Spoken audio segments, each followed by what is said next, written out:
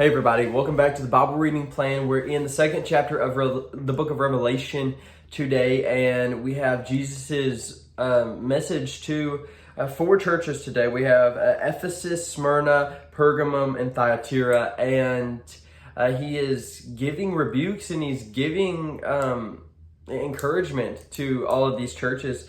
And some churches are doing very poorly. Some churches are doing well, but do still need correction or encouragement. And Ephesus is a church that we get a lot of good from here. We see a lot of ways that they're doing good, and we see them applauded. In verse 2, it says, "I know your works, your toil and your patient endurance, and how you cannot bear with those who are evil. But you have tested those who called themselves apostles and are not, and found them to be false." So what he's saying is you defended the orthodoxy, you are defending the truth, and you are not standing up for evil, and you are pushing those who are practicing evil and spreading evil out of the church. You are doing good job.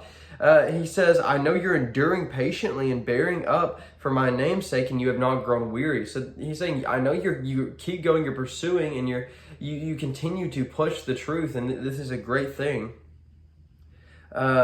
But then he says in verse 4, "But I have this against you, that you have abandoned the love you had at first. Remember, therefore, where you have fallen. Repent and do the works you did at first. If not, I will come to you and remove your lampstand from its place unless you repent." So, it looks like the church of Ephesus has focused so much on the orthodoxy, the rules, the righteousness, that they've forgotten that what Jesus says is their first love.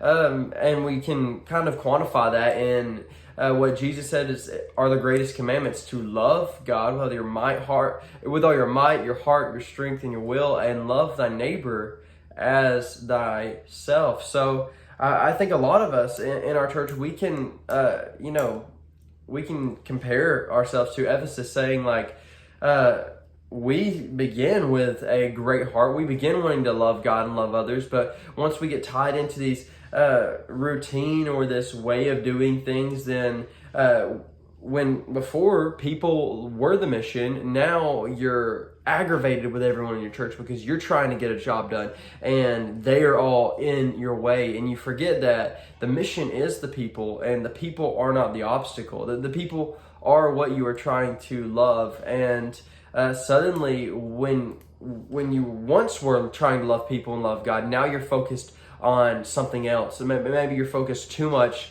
on the rules or the traditions of the church, or keeping righteousness, that you stop loving God, you stop loving people, and you start pursuing legalism and strict rules, and there's no love behind it. And I think that's where Jesus is getting at with this. Is he's saying, these are good things, but you've abandoned the love that you had before. So he gives us three things for any church who has abandoned their love that they had before, who has replaced love for rules that lack love, or love for a routine that no longer has that first love. And he says in verse 5, remember. So that's what we do. We remember, therefore, how far we've fallen. So we remember that time in our life where we were not where we are, where we did pursue that first love, to love God and love people.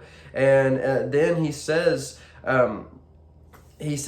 "I will come and remove your lampstand, or I will destroy your church unless you repent." So we need to repent. Say, "God, I'm sorry for falling away. I'm sorry for not putting first things first. I'm sorry for not obeying your primary and foremost commandment." And then lastly, he says it right here, "and do the works you did at first." So we remember where we were. We repent from falling away, and then we return, right? We do the things that we did at first. We return to that time. So if this is you, if this is your church today, then I encourage you to try to just take it back to the beginning, where you started. Love God, love people. And if there are systems or rules that are getting in the way of loving God, loving people, then those things need to go. Or if you're seeing people as the obstacle instead of people as the conduit or the end by which you are to love, then remember where you once were, repent of that sin, and return to loving God and loving people. But I thank you for joining me